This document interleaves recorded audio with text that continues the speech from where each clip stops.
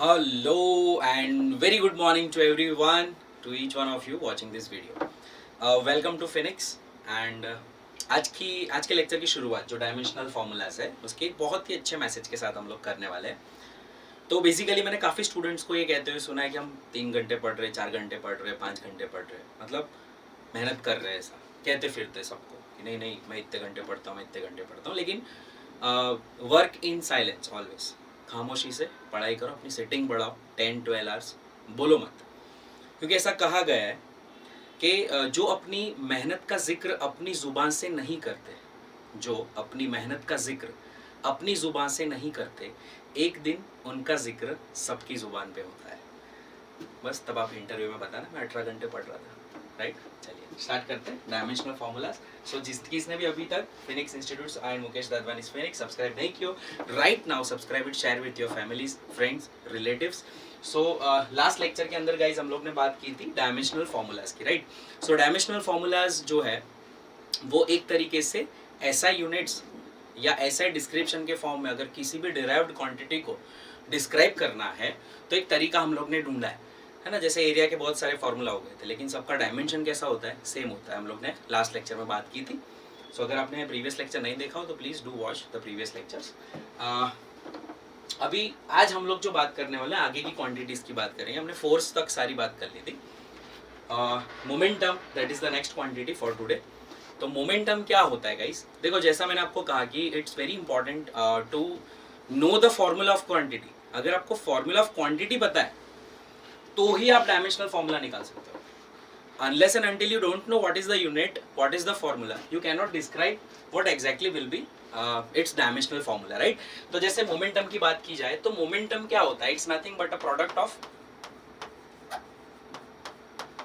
Of mass and velocity. Product of mass and velocity is called momentum. ठीक है, तो जैसे मैं किसी भी ऑब्जेक्ट की बात करता हूं, लेट अस से this is a car. Right, a car is having a mass of 1000 kg and it is moving with a speed of 1 meter per second. ठीक है, तो इसका मोमेंटम क्या होगा? मोमेंटम को P से डिस्क्राइब किया जाता है, which is equals to mass times velocity. So इसका मोमेंटम अगर आप निकालोगे, मास 1000 है, वेलोसिटी 1 है, तो 1000 kg मीटर पर सेकेंड, ये इसका यूनिट हो गया. ठीक है, 1000 kg metre per second, this is a unit of momentum. Right, अभी इसी तरह से हम एक बॉल लेते हैं, है ना. वो बॉल 1 kg का है एंड ये बॉल जो है वो 1000 मीटर पर सेकेंड की स्पीड से जा रहा है. तो इसका मोमेंटम भी कितना होगा?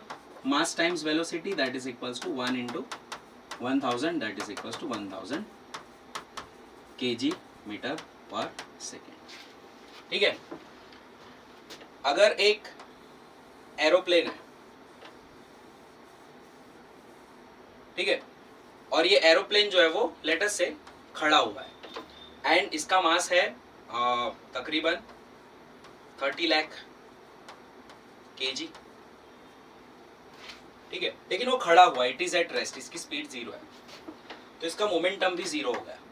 तो यहाँ पर जरूरी नहीं है कि मोमेंटम के लिए मास का होना अकेला काफी है, वेलोसिटी भी होनी चाहिए. तो मोमेंटम एक ऐसी क्वांटिटी है जो दो चीज पे डिपेंड करती है, मास एंड वेलोसिटी. मैंने ये सारे एग्जांपल इसलिए दिए ताकि आपको अभी मोमेंटम याद रहे, क्योंकि अब मोमेंटम हम पढ़ेंगे न्यूटन्स लॉज ऑफ मोशन. तो अभी मोमेंटम को दिमाग में इन पिक्चर के फॉर्म में स्टोर करके रखो, क्योंकि चैप्टर 2 के क्वेश्चन सॉल्व तभी होंगे जब आपको आज मोमेंटम याद है. 2-4 महीने के बाद जब न्यूटन्स लॉज ऑफ मोशन चलेगा तब तो आसानी से याद रह ही जाने वाला है. लेकिन अभी ये सारी चीजें बहुत जरूरी है to understand and to remember what exactly is momentum. So momentum P equals to mv, P equal to mv. तो अभी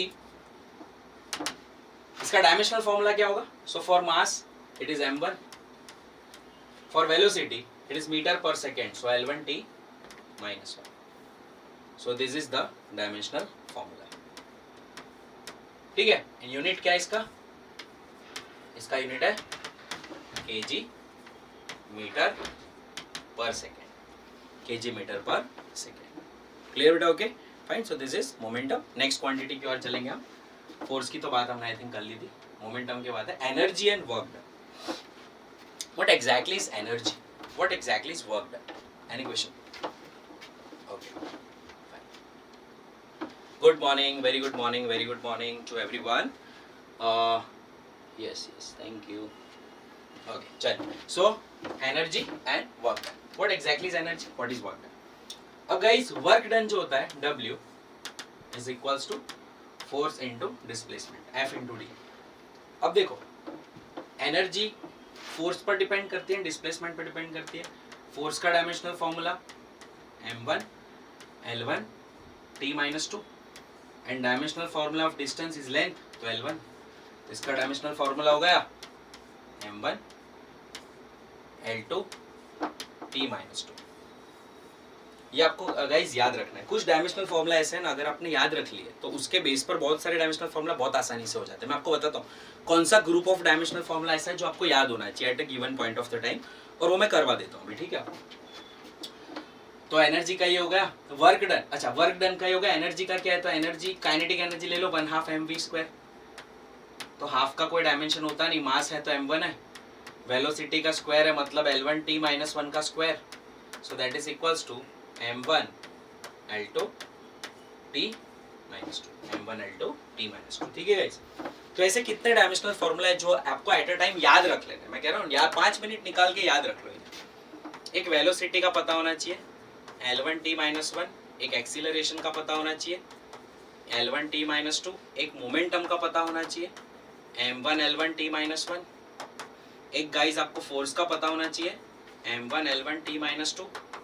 एंड आपको एनर्जी का पता होना चाहिए that is equals to ML2 t minus 2. इतने अगर आपको पता है at a given point of the time याद है, तो बाकी सारे डायमेंशनल फॉर्मूलाज आप इसके बेस पर बहुत ही आसानी से याद रख सकते हो. बहुत इजीली आपको पता चल जाएंगे. इनके बेस पर आप तुरंत निकाल लोगे, तुरंत eight a given point of the time, तुरंत. राइट. चलिए गाइस, तो आगे बढ़ते हैं. नेक्स्ट है power. What is power? Power क्या होता है? तो हम लोग कोई भी इलेक्ट्रिकल इंस्ट्रूमेंट जब लेकर आते हैं तो उसके ऊपर वॉट में कुछ लिखा होता है. 100 वॉट की चीज है, 200 वॉट की चीज है. गाइस वो वॉट है ना, वो पावर है. वो पावर क्या डिस्क्राइब करता है? तो 100 वॉट का मतलब होता है 100 what power means instrument or device means the device will consume 100 joule energy in 1 second. So 100 what वाली चीज जो है वो क्या दिखाती है आपको कि 100 जूल एनर्जी वो 1 सेकेंड में खाएगा. सो गाइस पावर का फॉर्मूला होता है power P equal to energy upon time, या वर्क डन अपॉन टाइम, और work done per unit time. ठीक है. तो अब वर्क डन का हमने याद रख लिया. मैंने पीछे कहा था अगर आपको एनर्जी का याद है या वर्क डन का याद है तो आपका आसानी से काम हो जाएगा, है ना. तो यहाँ पर पावर का फॉर्मूला आपका आएगा, power is equals for power dimensional formula आपका आएगा एनर्जी बोले तो M1 L2 T minus 2 divided by time है T1. ठीक है. तो इसको अगर हम सिंप्लीफाई करें तो M1 L2 T minus 3, तो नीचे वाला टाइम ऊपर जाएगा, -1 हो जाएगा, -2 के साथ एक और -1 आया, क्या होगा? -3. सो इधर M1 L2 T minus 3 is the formula for power. Okay guys. अभी प्रीवियस में एनर्जी का हम लोग ने यूनिट डिस्कस नहीं किया था. यूनिट डिस्कस कर लेते हैं. इसका यूनिट क्या होता है? तो इसका यूनिट होता है गाइस केजी. मास है मतलब केजी, लेंथ है मतलब metre square, and second raise to -2. और इसको हम प्यार से कहते हैं जूल, या इसको स्मॉल लेटर में JOULE पूरा लिख सकते हैं. एक साइंटिस्ट थे अंकल, उनके नाम पर से इसको यूनिट दिया गया है. ठीक है, जूल. नेक्स्ट. ओके. तो यहां पर इसका यूनिट क्या आएगा? चलो, what is the unit of power? तो गाइस पावर का यूनिट आपका मिलेगा एनर्जी वर्क डन मतलब जूल, एन अपॉन टाइम है मतलब सेकेंड. तो और इसको ऐसे भी लिख सकते हैं जूल पर सेकेंड. ओके. या इसको प्यार से हम लोग क्या कहते हैं? कैपिटल W वॉट या स्मॉल लेटर में WATT, जेम्स वॉट थे, है ना, साइंटिस्ट थे जिन्होंने स्टीम इंजन डिस्कवर किया था। तो वही अंकल की मेमोरी में जो पावर ऑफ इंजन, राइट, इसकी वजह से पावर का यूनिट जो है वो वॉट, जेम्स वॉट की मेमोरी में उसको वॉट कहा जाता है। ठीक है, इसके दूसरे यूनिट भी है, किलो वॉट है, हॉर्स पावर है। ठीक है, वो भी हम आगे फर्दर डिस्कस करेंगे, अभी जरूरत फिलहाल नहीं है। नेक्स्ट गाइस, ये तीन अमर बर Anthony, pressure, stress and energy density. Guys ये तीनों के यूनिट्स सिमिलर, सेम है। ठीक है, तीनों के यूनिट्स कैसे है, सिमिलर है। तो अभी क्या होगा pressure, what exactly is pressure? तो गाइस प्रेशर हम उसको कहते हैं, फॉर एग्जांपल कि मैं किसी भी एक ऑब्जेक्ट जिसका कुछ एरिया है, इस पर मैं कुछ ये इसको दबा रहा हूँ, यहाँ पे प्रेस कर रहा हूँ, ठीक है, इस तरह से। तो ये मेरा फोर्स है वो इतने एरिया पे डिवाइड हो रहा है और मुझे इस पर पूरा मिल रहा है। तो इसका प्रेशर जो है वो थोड़ा कम होगा क्योंकि बहुत सारा एरिया है जो आपका फोर्स बांट ले रहा है। लेकिन अगर मैं इस पेन को पूरी ऐसे खोल दूँ, इसकी नीब है, और वो पेन को मैं यहाँ पर दबाऊँ उतने ही फोर्स से, तो पेन की नीब जो है वो तो बहुत छोटी है, तो जो मुझे प्रेशर फील होगा वो ज़्यादा फील होगा, because the nib of pen is having lesser area. तो प्रेशर गाइज एक ऐसी चीज़ है, वो दो चीज़ पर डिपेंड करती है। एक, प्रेशर कब बढ़ता है, अगर फोर्स बढ़ाओ तो प्रेशर बढ़ता है, या तो एरिया छोटा करो तो प्रेशर बढ़ता है। तो दो चीज़ से आप प्रेशर बढ़ा सकते हो, एक फोर्स बढ़ाने से या एरिया छोटा करने से। तो प्रेशर एक ऐसी क्वांटिटी है that is equals to force per unit area. Unit area, per unit area लगने वाले फोर्स को हम क्या कहते हैं, प्रेशर कहते हैं। ठीक है, तो गाइस यहाँ पे प्रेशर का यूनिट क्या होगा, न्यूटन पर मीटर स्क्वायर। एंड इसका डायमेंशनल फॉर्मूला क्या होगा, डायमेंशनल फॉर्मूला गाइस फोर्स का मैंने आपको याद रखने का कहा था, m1 L1 T-2, and area का हमें याद ही है L स्क्वायर। सो इसका क्या आएगा, m1 L-1 T-2, क्योंकि 2 ऊपर जाके -2 हो जाएगा, तो 1 - 2 विल बी -1 एंड T-2।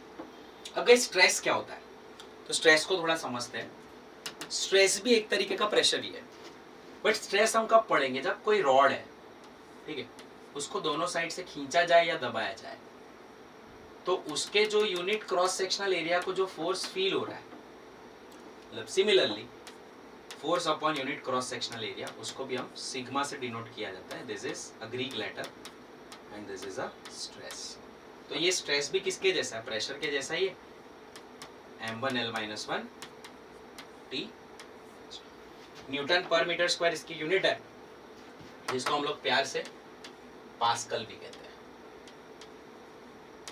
ठीक, एक बार इसको ऐसे भी लिखा जाता है। तो m1 L-1 T-2 is the stress. अब हम आगे बढ़ते हैं, एनर्जी डेंसिटी। अच्छा, इसका यूनिट सिमिलर है, सॉरी इसका डायमेंशनल फॉर्मूला सिमिलर है इसके डायमेंशनल फॉर्मूला जैसा। और गाइस एनर्जी डेंसिटी मतलब energy per unit volume. Energy density क्या होता है, एनर्जी पर यूनिट वॉल्यूम। ये भी पूछा हुआ क्वेश्चन है, हम लोग देखेंगे अभी PYQs के अंदर आया हुआ क्वेश्चन है।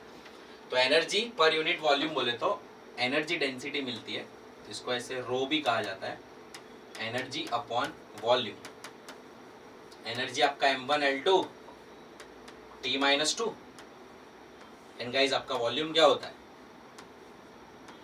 L3। तो अगर हम इसको सिंप्लीफाई करेंगे तो हमें क्या मिलेगा, m1 L-1 T-2 m1 L-1 T-2। ठीक है, so this is what we can say energy density. So pressure, stress and energy density, all these three quantities are having similar dimensional formulas, though their formulas are different but they have similar dimensional formula. Okay guys, तो ये question अभी NEET सितंबर 2020 में पूछा गया है, what is the dimensions of stress, है ना। तो स्ट्रेस का डायमेंशन क्या है, अभी हमने देखा m1 L-1 T-2, है ना। तो sigma is equals to force per unit area, that is equals to m1 L-1 T-2 upon L square, that is equals to m1 L-1 T-2। वापस मैंने सॉल्व कर दिया। ठीक है गाइस, तो अभी लेटेस्ट क्वेश्चन पूछा हुआ है, what is the dimension of stress. Next guys, अभी हमने प्रेशर पढ़ लिया है, वेलोसिटी पढ़ लिया, एक्सेलरेशन पढ़ लिया, फोर्स भी पढ़ लिया, तो अभी हम इसका आंसर दे सकते हैं। ऐसा कहा गया है कि एक ऐसी क्वांटिटी है जिसका डायमेंशनल फॉर्मूला दिया जाता है m raise to a, l raise to b and t raise to c। तो अकॉर्डिंग टू दिस 4 ऑप्शंस हमें सही ऑप्शन कौन सा है वो देखना है, ठीक है।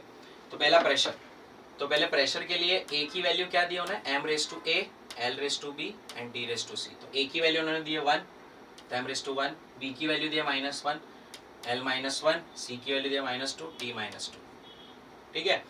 तो यस, ये सही आंसर है, option A is the correct answer, because m1 l -1 t -2 is actually the formula for pressure.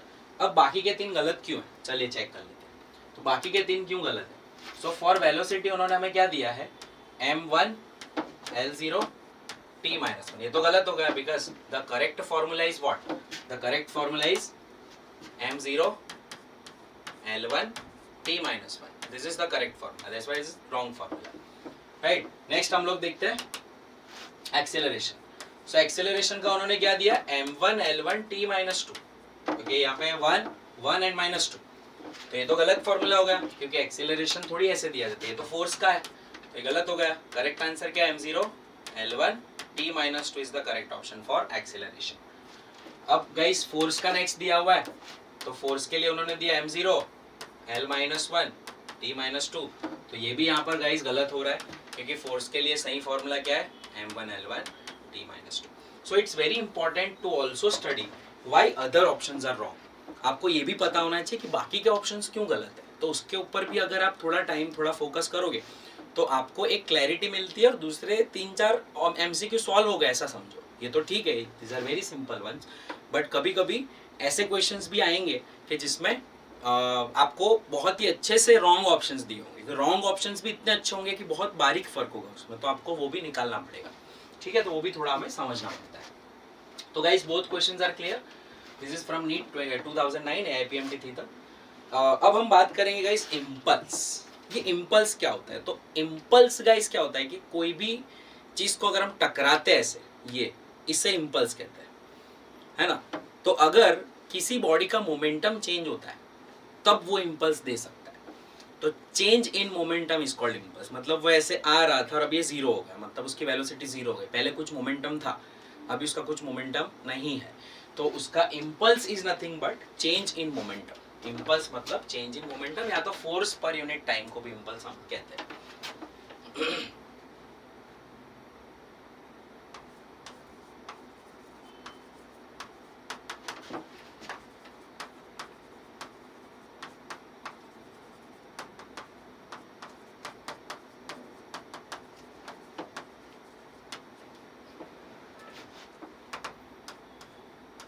तो डेल्टा पी को हम कहेंगे P final minus P initial.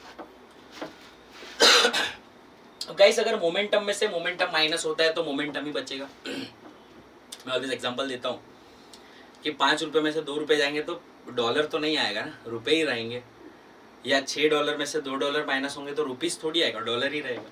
तो यूनिट वहाँ पे चेंज नहीं होती जब एडिशन या सब्ट्रैक्शन होता है, समझना बेटा ध्यान से। इसको हम लॉ ऑफ होमोजेनिटी कहते हैं, हम आगे पढ़ने ही वाले हैं, बट अभी भी मैं आपको बता दूं कि अगर दोनों एक जैसी क्वांटिटीज है तभी उनका एडिशन सब्ट्रैक्शन पॉसिबल है। कभी हम ऐसा कहते हैं 5 मीटर में से 2 सेकंड निकालो कितना बचता है, कभी नहीं कहते ऐसा, राइट। तो यहाँ पर मोमेंटम में से ही मोमेंटम माइनस होगा तो ही मोमेंटम में चेंज आएगा। तो यहाँ पर इसका जो यूनिट आता है वो मोमेंटम जैसा ही होता है, it has a unit similar to linear momentum. Momentum को लीनियर मोमेंटम भी कहता है, which is m1 l1 t -1। तो इसका यूनिट कितना है गाइस, m1 l1 t -1, ठीक है। तो ये हमने बात कर ली किसकी गाइस, इम्पल्स की बात कर ली। इसका एक और टाइम है, इसका सॉरी एक और फॉर्मूला है, जैसा न्यूटन अंकल का एक सेकंड लॉ है। न्यूटन सेकंड लॉ क्या कहता है कि force is nothing but change in momentum with change in time. So यहाँ पर चेंज इन मोमेंटम को अगर हम सब्जेक्ट बनाते हैं तो फोर्स इनटू टाइम मिलता है। तो गाइस हम फोर्स इनटू टाइम करेंगे तो भी आपको इम्पल्स ही मिलेगा, मतलब आपको चेंज इन मोमेंटम ही मिलेगा और उसका भी फॉर्मूला इतना ही आएगा। आप यहाँ पे करके देख सकते हो। फोर्स का क्या है m1L1T-2 और टाइम क्या है t1, तो आप इसका अगर टोटल मारोगे तो कितना आ रहा है m1L1T-1 आ गया कि नहीं, राइट। तो सिमिलर ही फॉर्मूला है इम्पल्स का। सो impulse is nothing but guys what, change in momentum, momentum में चेंज होना, उसको हम इम्पल्स कहते हैं, ठीक है। मोमेंटम में चेंज होना उसको हम क्या कहते हैं, इम्पल्स। दूसरा हम ये भी कहते हैं ना, force into time is also impulse. तो अगर बड़ा इम्पल्स है तो ज्यादा टाइम तक फोर्स लग रहा है, छोटा इम्पल्स है तो कम टाइम तक फोर्स लग के चला गया, तो बड़ा इम्पल्स है तो ज्यादा टाइम तक फोर्स लगता है, ठीक है। तो इम्पल्स को हम ऐसे भी डिफाइन करते हैं। नेक्स्ट है टॉर्क और moment of force, very very important quantity, very important quantity, torque या तो मोमेंट ऑफ फोर्स। पहली बार शायद आप लोग पढ़ रहे होंगे 11th स्टैंडर्ड में, आपने कभी भी टॉर्क के बारे में 10th स्टैंडर्ड में नहीं सुना होगा। What exactly is torque?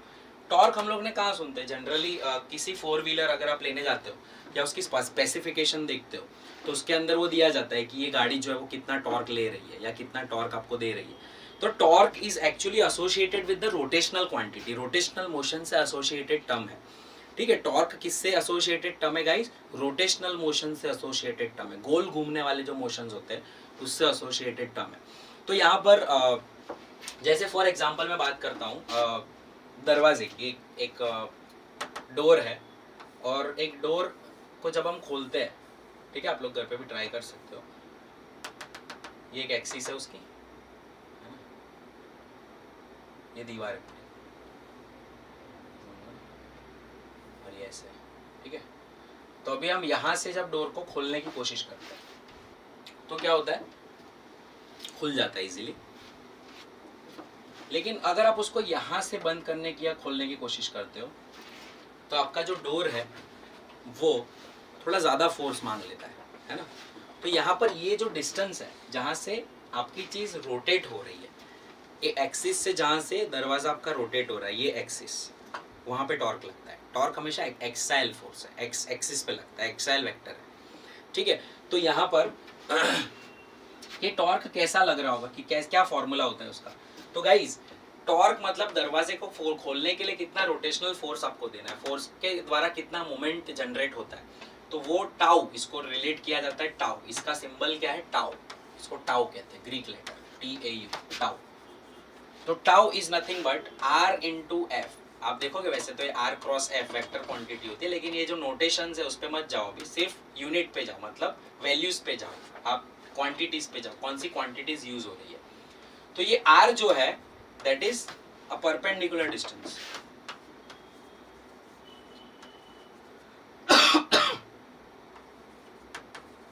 Sorry, ये है आपका परपेंडिकुलर डिस्टेंस फ्रॉम एक्सिस।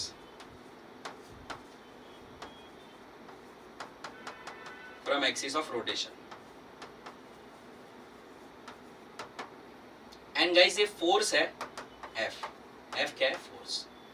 मतलब अगर मैं दरवाजे को फोर्स दे रहा हूं तो मैं कहां से दे रहा हूं, दैट इज ऑल्सो इंपॉर्टेंट, ठीक है। अगर ये अपना डोर है, फाइन, तो मैं अगर डोर को खोलने की कोशिश करता हूं यहां से, तो वो आसानी से खुल जाता है ना ऐसे। लेकिन अगर हम यहां से खोलने की कोशिश करते हैं तो उसको थोड़ा एफर्ट ज्यादा देना पड़ता है। तो इसका रीजन ये है गाइस कि दरवाजे को खोलने के लिए सपोज 100 यूनिट का टॉर्क चाहिए, तो टॉर्क वो दो चीज से बनता है, एक R से और एक F से, है ना। तो अगर आपने यहाँ पे R जो दे दिया है वो 2 यूनिट का दिया है, तो R तुम्हारा होगा 2 यूनिट का, तो आपको फोर्स 50 यूनिट का देना पड़ेगा, तो जाके वो 100 हो जाएगा। लेकिन इसी दरवाजे को 100 न्यूटन मीटर से, मतलब 100 यूनिट के टॉर्क से खुलने की जरूरत है, और अब आप R कम कर रहे हो, R आपने कर दिया 0.5 यूनिट, तो आपका R अब कितना हो गया 0.5। तो बट ऑब्वियस है इसको 100 बनाने के लिए आपके फोर्स को 200 बनना पड़ेगा। तो यहाँ पर 50 न्यूटन से दरवाजा खुल जाता था, लेकिन अब 200 न्यूटन फोर्स से डोर खुलेगा, तब जाके ये 100 न्यूटन मीटर का टॉर्क आप देख पाओगे।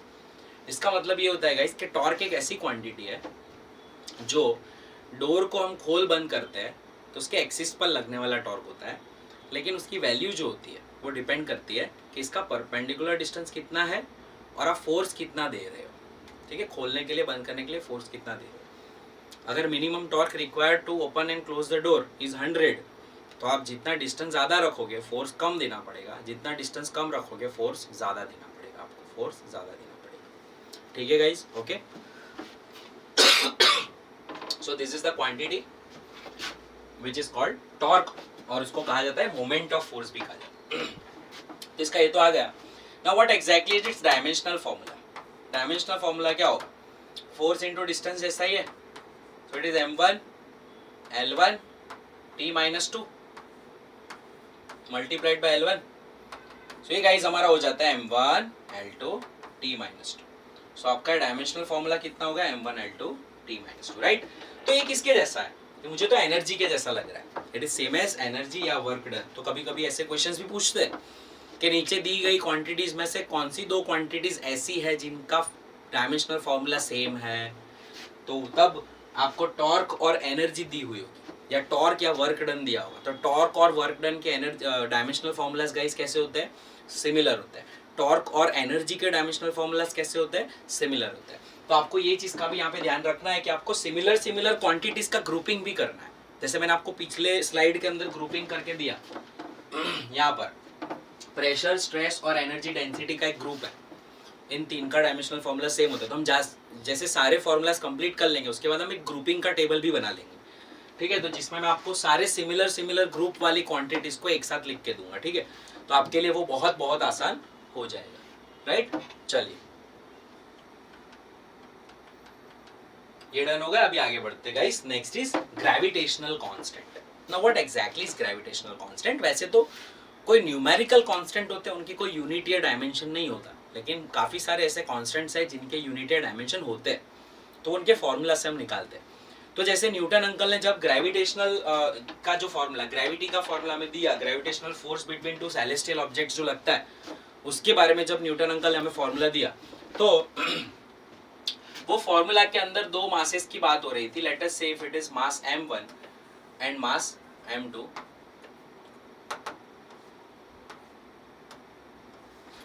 and it is having a distance r between them.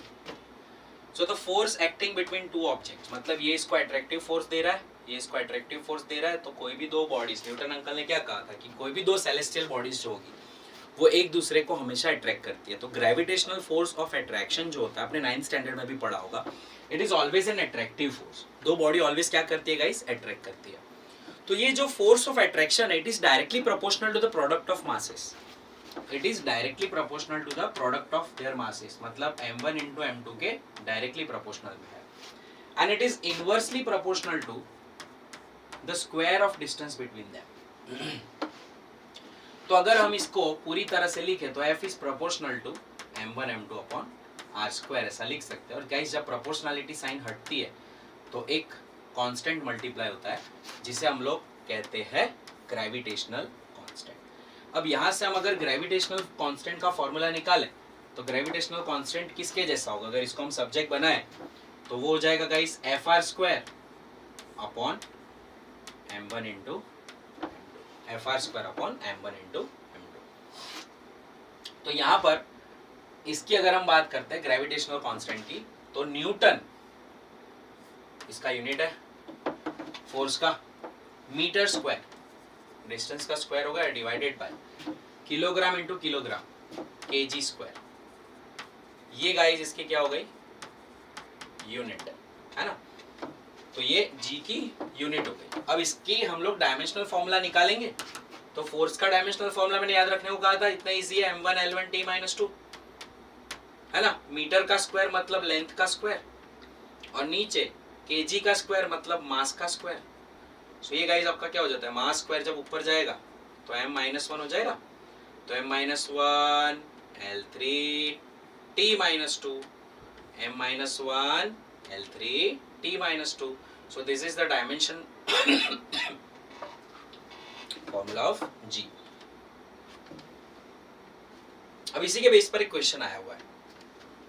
जो काफी डायमेंशनल फॉर्मूला ऐसे होते हैं, कांस्टेंट्स ऐसे होते हैं जिनके यूनिट्स होते हैं, इनके डायमेंशंस होते हैं। उसमें से ग्रेविटेशनल कांस्टेंट एक है। एक कूलम कांस्टेंट भी आएगा, स्टीफन्स कांस्टेंट आएगा, प्लैंक्स कांस्टेंट आएगा, बोल्ट्जमैन कांस्टेंट आएगा, वीन्स कांस्टेंट आएगा। तो ये सारे कॉन्स्टेंट्स गाइज ऐसे जिसको भी आप ग्रुप में याद रखना है आपको, ठीक है, इसका एक ग्रुप बना लो, क्योंकि हर साल ये लोग पूछते एक आध कॉन्स्टेंट तो आ ही जाता है, या कांस्टेंट का कुछ मिक्सचर करके पूछते हैं, 2-3 कांस्टेंट को ऊपर नीचे डाल देंगे। अब तो देखेंगे हम लोग एमसीक्यू सेशन जब मैं इसका लूंगा तो इसके अंदर हम लोग पूरा देखते हुए चलेंगे, जब ये कांस्टेंट आगे आएंगे तो देखेंगे। जैसे जैसे कांस्टेंट आ रहे हैं जिसका एमसीक्यू पूछा हुआ है मैं आपको दे ही रहा हूँ एट अ टाइम। जैसे ये आ गया देखो 1992 में भी आया, 2004 में भी आया। The dimension of universal gravitational constant क्या है, तो अभी हम लोग ने पढ़ा क्या है वो, m-1 L3 T-2, ये रहा m-1 L3 T-2। Very simple, safe formula base है, आसानी से हम लोग स्टडी कर सकते हैं, आसानी से हम लोग इसको सॉल्व कर सकते हैं। तो F is equal to GM1M2 upon R square पे बेस है, तो G इज इक्वल टू क्या होगा guys, FR square upon M1 into M2, है ना। सो जिसमें हमने जैसे पीछे किया था वैसे आपको करना है। ओके गाइस, अब नेक्स्ट क्वांटिटी की तरफ हम लोग आगे बढ़ रहे हैं, and the next quantity which we have in our bucket is surface tension. अब ये दो वर्ड से बना हुआ है, एक है सरफेस और दूसरा है टेंशन। सरफेस मतलब सरफेस एरिया जो होता है वो, एंड टेंशन मतलब खिंचाव। तो पानी का सबसे ऊपर वाला जो सरफेस होता है वो हमेशा खिंचाव में रहता है, एक टेंशन में रहता है, ठीक है। तो उसके मॉलिक्यूल्स हमेशा एक दूसरे को खींचे हुए रहते हैं। तो अगर पानी के अंदर किसी भी चीज को एंटर होना है तो वो ऊपर वाले सरफेस को तोड़कर फिर ही नीचे जा सकता है। तो अगर हम पानी की बात करें यहाँ पे,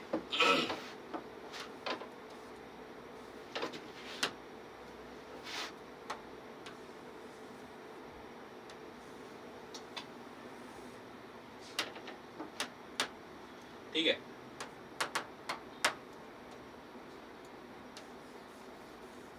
तो ये पानी का टॉप मोस्ट सरफेस है,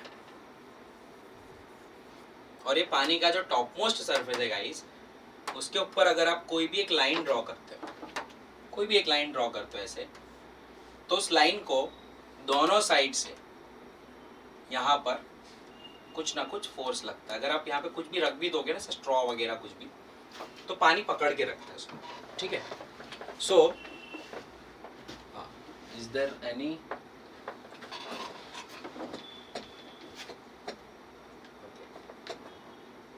ओके, सो सरफेस टेंशन के अंदर हम देखेंगे तो फोर्स एंड लेंथ दो चीज पे डिपेंड करता है गाइस, ठीक है। तो यहाँ पर सरफेस टेंशन का फॉर्मूला है, सरफेस टेंशन का फॉर्मूला है, surface tension T is equals to force per unit length, force per unit length. अब हम देखें फोर्स का क्या आएगा बोलो, m1 L1 T-2, and length का क्या आएगा L1। सो यहाँ पर फोर्स पर यूनिट लेंथ की अगर हम बात करूँ तो L1 यहाँ से गेले, सो आपको क्या मिलना है बोलो, m1 L0 T-2, m1 L0 T-2, ठीक है। तो वापस हम लोग देख लेते हैं फोर्स का क्या, m1 L1 T-2, नीचे पर unit length L1 that is T। तो यहाँ पर फोर्स पर यूनिट लेंथ पे लगने वाला जो फोर्स है उसे हम लोग क्या कहते हैं गाइस, सरफेस टेंशन। पर यूनिट लेंथ पर लगने वाला फोर्स होता है उसे हम सरफेस टेंशन कहते हैं। याद रखना ये पानी के कैरेक्टरिस्टिक्स है। सरफेस टेंशन पानी का हम कम कब कर सकते हैं, जब आप उसको डिटर्जेंट अगर ऐड करते हो, किसी भी वाटर के अंदर अगर आप डिटर्जेंट ऐड करते हो तो उसका सरफेस टेंशन कम हो जाता है ना। तो कई बार हम जब हाथ धोते हैं तो पानी का सरफेस टेंशन ऐसा है जो हमारे नॉर्मली अगर आपने सोप सॉल्यूशन के बिना हाथ धो लिए तो आपके हाथ अच्छे से साफ नहीं होते। इसका रीज़न क्या है, क्योंकि पानी का सरफेस टेंशन ऐसा है जो अंदर तक पानी को नहीं जाने देता। कई बार आप देखते हो ना कि बिकॉज ऑफ सरफेस टेंशन कोई ऐसे पतली सी होल से पानी नहीं निकल पाता, क्योंकि उसका सरफेस टेंशन ही नहीं टूट पाता, तो निकल ही नहीं पाएगा, है ना। तो उसके लिए एक स्पेसिफिक होल होना ज़रूरी है, तब वो पानी निकलता है उसमें से, या आपको थोड़ा उसको जर्क देना पड़ेगा तब जाके वो निकलेगा, नहीं तो पानी नहीं निकलता, ब्लॉक हो जाता है। तो यहाँ पर सरफेस टेंशन का टूटना ज़रूरी है। तो पानी का सरफेस टेंशन हम लोग साबुन से कम करते हैं, इसी वजह से आपके हाथ में अगर कोई चीज़ ऑयल वगैरह लगा हुआ है तो आप उसको साबुन से धोते हो, जिससे क्या होता है साबुन जो होता है वो पानी का सरफेस टेंशन को कम कर देता है, और पानी कहीं भी पहुँच सकता है, फिर छोटी छोटी दरार से भी वो पहुँच कर रिटर्न आ जाता है। ओके, चल now next is guys spring constant. What exactly spring constant, let us see. Spring constant क्या होता है, तो गाइस कोई भी स्प्रिंग जो होती है, any spring which we have,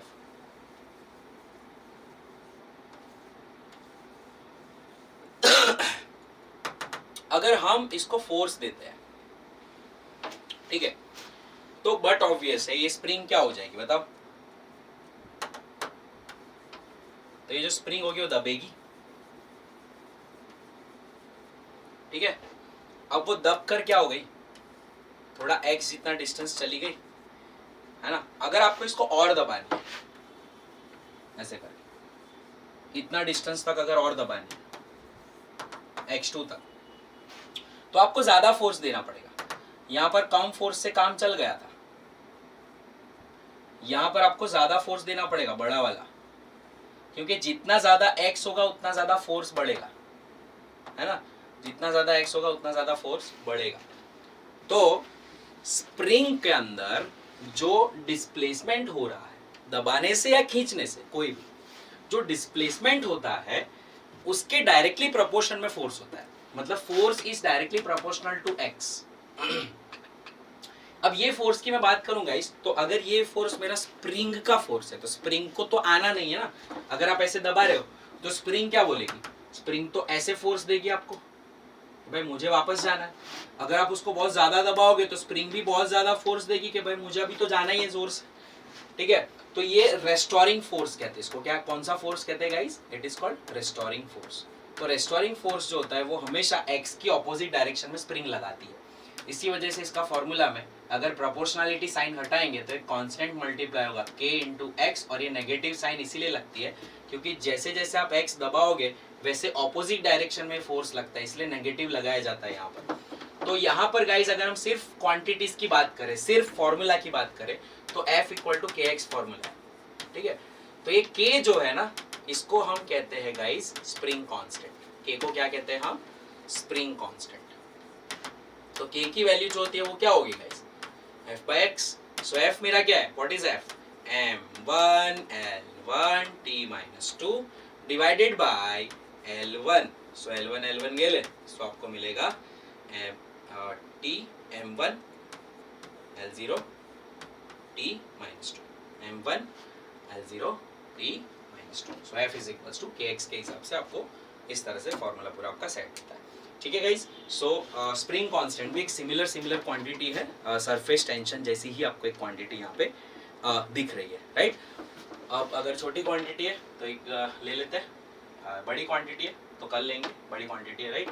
तो हम लोग ने क्या देखा गाइज, आज के लेक्चर में हम लोग ने बहुत सारी चीज़ें देखी। मोमेंटम से स्टार्ट किया था, एनर्जी वर्क के बारे में बात की, power that is work upon time, pressure that is force upon area, it is similar to stress and energy density, dimension stress वाला नीट 2020 का क्वेश्चन देखा, 2009 का क्वेश्चन देखा। इम्पल्स हमने उसको स्टडी किया, what is impulse, force into time को भी इम्पल्स कहते हैं, चेंज इन मोमेंटम को भी इम्पल्स कहते हैं। टॉर्क के बारे में बात की, है ना, दरवाजा खोल बंद करते हैं तो दूर से करते हैं तो कम फोर्स देना पड़ता है, नजदीक से करते हैं एक्सिस के तो ज्यादा फोर्स देना पड़ता है। तो टॉर्क एक ऐसी क्वांटिटी है फोर्स और परपेंडिकुलर डिस्टेंस दोनों पे डिपेंड करती है। ग्रेविटेशनल कांस्टेंट के बारे में बात की, न्यूटन अंकल का universal of gravitation, force is equals to gm1 m2 upon r2। G को आप अगर वो बनाते हो, सब्जेक्ट बनाते हो, तो ग्रेविटेशनल कांस्टेंट का आपको यूनिट एंड डायमेंशन मिलता है। और वैसे हमने IPMT 2004 1992 में दोनों में एक क्वेश्चन ग्रेविटेशनल कांस्टेंट का पूछा गया, उसको देखा। And we had seen surface tension, we had also seen spring constant. So ending the lecture here today, we'll continue from here, and there are a lot more of quantities to study in the upcoming lectures. Thank you so much for joining. Please do subscribe our channel, share it with your friends, families and relatives. Thank you so much.